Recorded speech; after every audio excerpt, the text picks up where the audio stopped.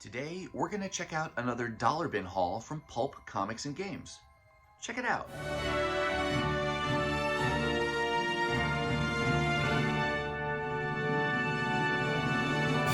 Hey everyone, and welcome to my channel. My name's Chris, and this is Northgarden Comics. I've got another dollar bin comic haul to share with you today. This is my favorite way to build out my personal collection of back issues. It's in the discount bins, and I try to find the coolest things that I can find and that are appealing to me for $1 a piece, or maybe if I'm feeling sporty, $2. But today's a dollar bin haul, and these all come from my favorite dollar bin spot in my area. The store is called Pulp Comics and Games, and I love it because they have a huge inventory of comics, but then I try to go on a monthly basis because as they buy collections and get other things in their inventory, they do add books to the dollar bins. So there's always the chance of finding something new and fun. And I will say that it's mostly modern books, so things from the 90s and the early 2000s, and it's a great way to build out runs from titles I'm collecting from those periods. Even current titles, I'm able to sometimes find issues of titles that I'm not collecting brand new every month. And so it's a great way and easy on the budget way to build out those runs. I can even find some older books though, and I have come home with some great Bronze Age finds as well. But I've got about 30 books to share with you today. We'll kick it off here with this one that you see in front of you, a fun find for me. This is Amazing Spider-Man number 700. It was an oversized issue, it had a $7.99 price tag. I don't see it very often. I do see some of these copies sell for a higher price online, so I was very happy to find it for $1. As far as the story goes, I got this because issues 698, 699, and 700 are the final story arc from ASM Volume 2, and this story really sets up the events that would become the title Superior Spider-Man, which started a month or two after this issue here. But happy to find this Humberto Ramos cover, because I really like his art style. But in addition to this, they had a couple other variants that I did pick up as well. You got this holiday themed variant, as well as this Skyline variant. And you can see up here you got Spidey and Green Goblin, while there's the Aunt May and others at the Christmas party down here, or a New Year's party. And then this issue on the right, you turn it sideways and it's a New York skyline. And all of the names there, I think, are all the various writers, artists, and creators who have worked on Amazing Spider-Man. These two copies I picked up in hopes of maybe flipping them and selling them. I'm not really a reseller of comics, but I do occasionally buy comics and then try to sell them just so I can have more money to buy more dollar books and things, for example. I haven't pulled the trigger on these yet though, because they do have some spine ticks that you can see. It's most noticeable on this white cover. You can see one here, a big one here, and then another one there, and this other variant has the same thing.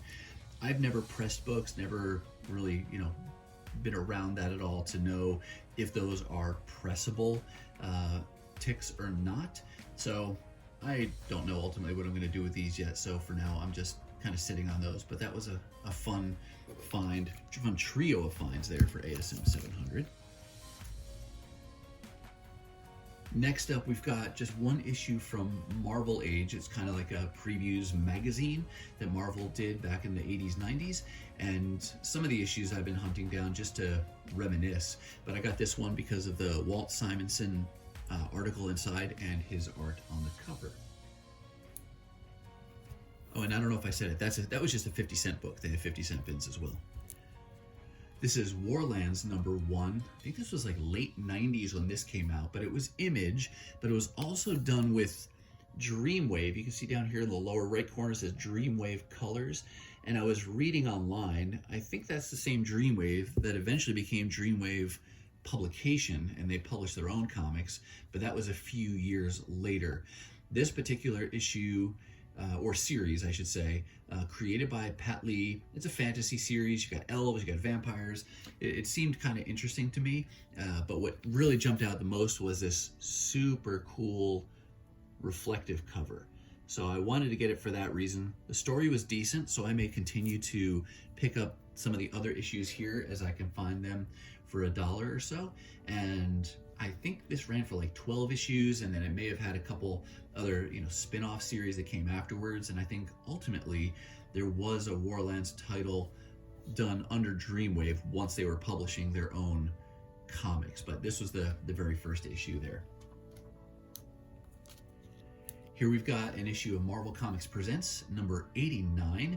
I got this one really because of the cover and interior art. This is the first interior art done by Joe Madureira at Marvel, and I'll take this issue out to show you. It's not a wraparound cover, but it is got cut art on the back as well. So again, first Joe Madureira interior art. I don't know what his first cover was, if this is also his first cover or if he had something earlier. If you know, let me know down in the comments.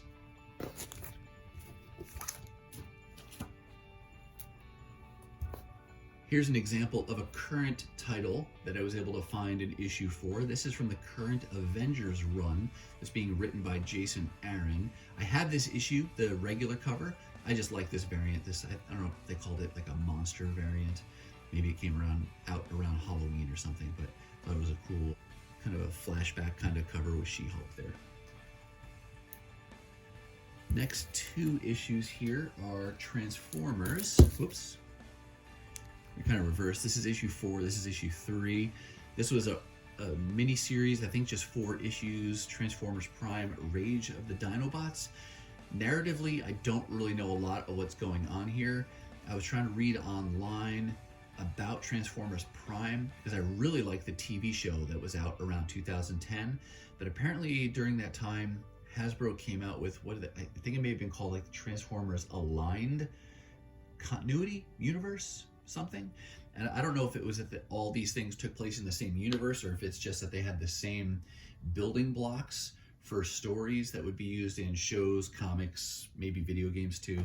I don't know, but for whatever reason, those are tied together. I thought these were pretty cool looking, and I already had one of the issues, I think, from this miniseries. So as I can find Transformers issues, of course, I always pick them up just because I love all things Transformers.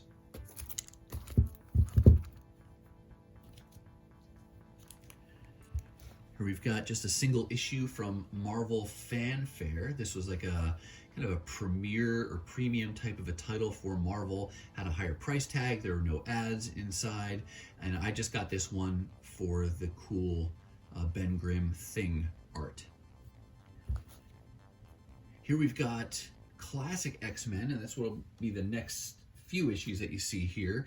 This is a title that over the years I've picked up an issue here or there. I think I got some of them when they first came out, but no real focused collecting effort on this title.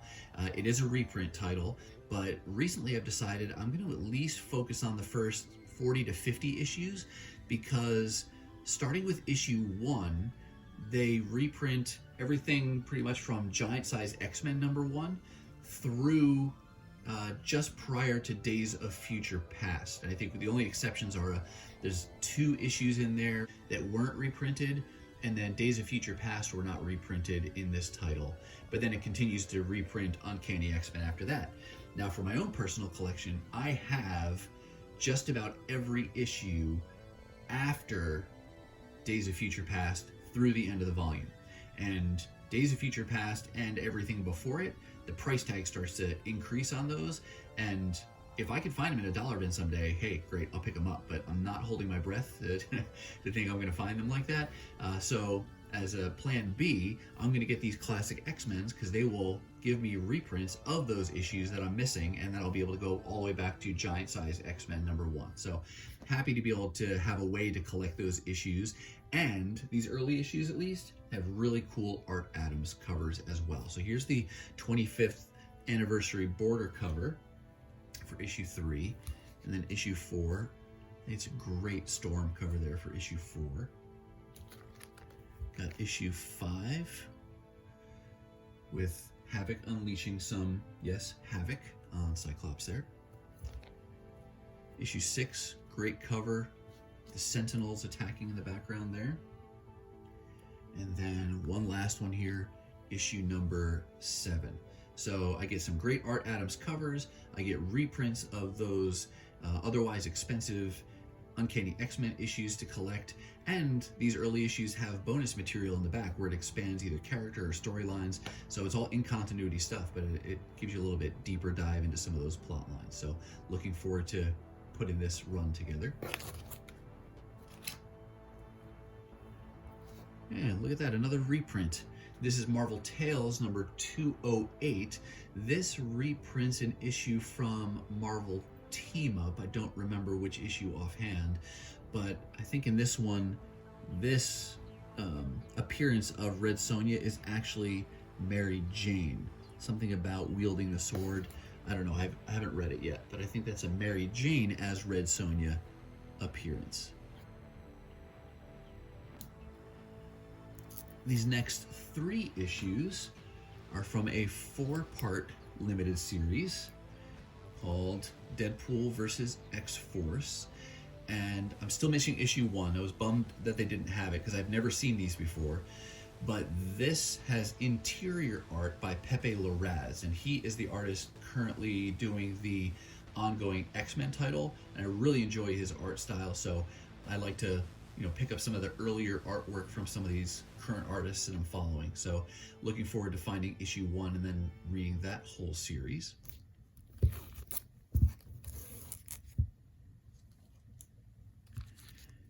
Here is another few books from basically a current title. This was a limited series called Batman the Detective. It was 6-part limited series.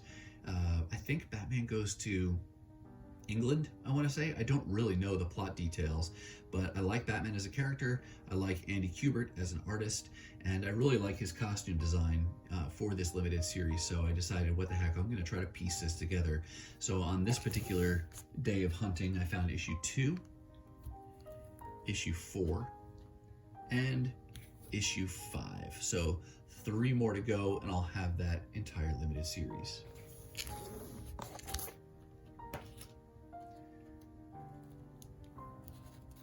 You never know what you're going to find in the dollar bins, and sometimes you can even find some minor keys. So here we have Batman Beyond, not his first appearance, but it is the first issue of his first ongoing series. So I think this has a little bit of value to it, but I like to find those keys for $1. I mean, who doesn't like to find keys for $1 when you can? So I was happy to pick that up, and I did, I was collecting Batman the animated series back when it was in comic form and watching that show on TV, so this has some good nostalgic value to it as well. And here we go over to some Spider-Man. The rest of this stack here are Spider-Man issues, and they are all part of my effort to get the rest of John Romita Jr.'s art on Spider-Man from this period of time. The volume you're looking at here, this is issue 64, but this is the 1990 series Spider-Man that was kicked off by Todd McFarlane. John Romita Jr. was kind of the closer on this, and I think starting with he did a cover on issue 57, and then somewhere in the 60s, it may have been issue 62 or so that he started. Maybe it was 64, I don't remember offhand, but he did the art for most of these issues towards the end, so I'm trying to piece that together. And on this day of hunting, I found issue 64, and then also, my goodness, I think this is issue 68, because that is one of the hardest issue numbers for me to read there. That's crazy. Maybe it's partly my age, but I think there's a lot that has to do with the font and the size there. The other era of issue numbers that is tied for the worst with this is when they were putting the issue numbers down here in the barcode. It's super hard to find those, not convenient at all. But anyway, so issue, I think 68 there. Yeah, oh yes, that is 68, because look, here's issue 69. That's a little bit clearer. And then we're gonna fast forward a little bit. This is issue 1. So when this volume of Spider-Man ended with issue 98, it restarted with a new number 1. I think even the same creative team, at least John Romita Jr. was the same, but then it was titled Peter Parker Spider-Man, and Romita Jr. did the first 17 or so issues of this title. So I got issue 1, issue 2, and then last but not least, issue number 3. That is not a Romita cover, but he does do the interior art. So I think, yep, that completes the stack. So that's the haul there for this day of dollar bin diving at Pulp Comics. All right, that's going to do it for me, and that's going to wrap up this dollar bin haul from Pulp Comics. I do hope you saw something that you liked, but what about you? What kinds of things are you finding in your own dollar bin diving these days? Let me know down in the comments. Now, if you're not quite ready for the YouTube fun to stop, I have hand-selected a couple videos here for you to check out. As always, thank you so much for watching, and I'll see you next time.